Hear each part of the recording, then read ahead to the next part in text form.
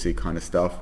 And I enjoy sport in general, so I'll watch lots of documentaries and things. And there's two examples I'll take from that I think kind of, it seems to be in contrast to what I see in, say, the sports that I'm involved in. And the first example for those people who do watch things like UFC, I found it super interesting that the Australian lightweight champion, is it featherweight or lightweight? I can't remember. Anyway, Volkanovski, right, who's UFC champion, and he's the featherweight champion. He, in the second round, I think it was, of a 5-round fight, punched his opponent against Max Holloway, and he's like, I felt my hand break, right? He kept fighting for another 3 rounds and dominated the fight, won it easily. It was the third fight between the two. Absolutely, put it to bed that he was better than Max Holloway, who's considered one of the best ever at that weight category. With a broken hand. And after the fight, you see him, he's walking down the tunnel, and he's saying, I broke my hand. He's like, my hand's broken. And then he put up an X-ray, and he's got, I'm pretty sure it was a fracture in his metacarpal. Yeah, right. So the fighters know, they know that they're injured. But he kept going. Now, I understand, it's only a short period, but in a lot of other sports, if someone fractures something, they're done. Yeah. And another example I would give is, even only this week, I was watching, I love sport and sport documentaries, so I was watching a 30 for 30, and it was the history of in the NBA, the rivalry between the Celtics and the Lakers.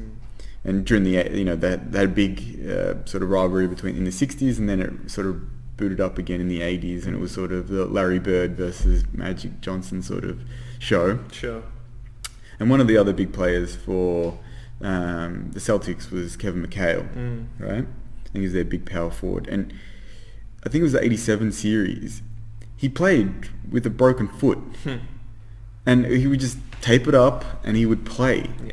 Right? And I'm sure he was probably getting injected, with something like Xylocaine or Lignocaine or something like that. But if you're going to go down the conservative route, you wouldn't let someone play on that. But as a player, they want to play. And two, what does that diagnosis actually mean if that individual can actually carry out the task at a reasonable level? And I think one of the things that I'm noticing in some of the sports that I'm involved in, I'm not advocating in any way being silly or playing or training with injuries by any means, but I find it very interesting the context in which some sports and some environments, say if it's like the final series in the NBA or is a championship fight, are willing to actually go around whatever the findings might be, or they're willing to push through them, right? And that's an accepted and reasonable management in that sport at that time. Whereas we don't necessarily see that in a lot of other areas. And I probably don't even really know what the point I'm making is, but I just think it's interesting how that changes so much, even though the diagnosis would, in one sport, would be ruling someone out, and in the other, they're like, I'll just keep going until this season's over or this thing is over. Yeah, but I think what you're highlighting here, though, is challenging expectations again around pathology and injury.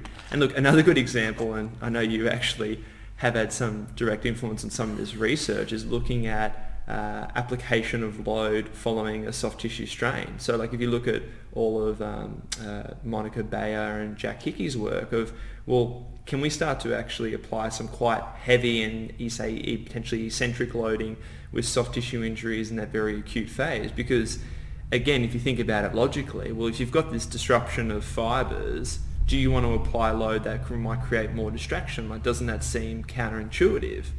But then if you actually look at the literature showing, well, let's apply early load, what happens? There isn't a detrimental effect. No. And in fact, there's probably benefit, yeah. Well, not surprisingly, you restore, say, peak force capacity sooner because, one, you mitigate the detraining effect, and also, two, you're probably stimulating a lot of positive healing by getting the surrounding soft tissue to contract and to secrete certain, say, myokines that influences that immune response that regulates how the tissue actually heals over time. But, the reality is a lot of people would assume that like day zero, day one, there's no way that you're going to apply any type of mechanical load to it. No, well, I remember the discussion